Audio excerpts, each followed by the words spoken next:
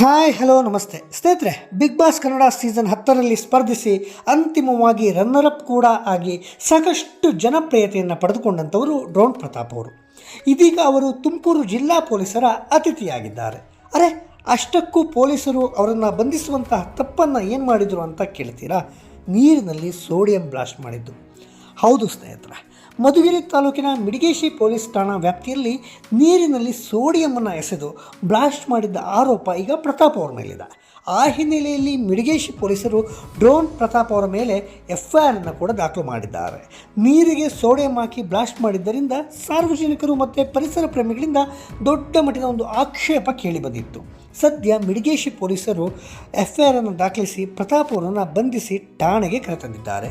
ಪ್ರತಾಪ್ ಮೇಲೆ BNS section 288 ಸ್ಫೋಟಕ ವಸ್ತು ನಿಯಂತ್ರಣ ಕಾಯ್ದೆ 3ರ ಅಡಿ ಪ್ರಕರಣ ದಾಖಲಾಗಿದೆ. ಗುರುವಾರ ರಾತ್ರಿ ಬೆಂಗಳೂರಲ್ಲಿ ಪ್ರತಾಪ್ ಅವರನ್ನು ಬಂಧಿಸಲಾಗಿದೆ ಅನ್ನೋ ಮಾಹಿತಿ ತಿಳಿದು ಬಂದಿದೆ. ನಿರ್ಜನ ಪ್ರದೇಶದಲ್ಲಿರುವ ರೈತರ ಕೃಷಿ ಹೊಂಡದಂತಹ ನೀರು ತುಂಬಿದ್ದ ಆಳವಾದ ಗುಂಡಿಗೆ ಸೋಡಿಯಂ ಮಾದರಿಯ ವಸ್ತುವನ್ನು ಡ್ರೋನ್ ಪ್ರತಾಪ್ ಹಾಕಿ ನೀರಿನಾಳದಲ್ಲಿ ಸ್ಫೋಟ ಮಾಡಿದರು.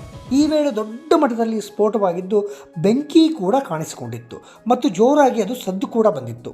ಇದರ ವಿಡಿಯೋವನ್ನು ಡ್ರೋನ್ ಪ್ರತಾಪ್ ಅವರು ಇನ್ಸ್ಟಾಗ್ರಾಮ್ ಖಾತೆಯಲ್ಲಿ ಹಂಚಿಕೊಂಡಿದ್ದರು.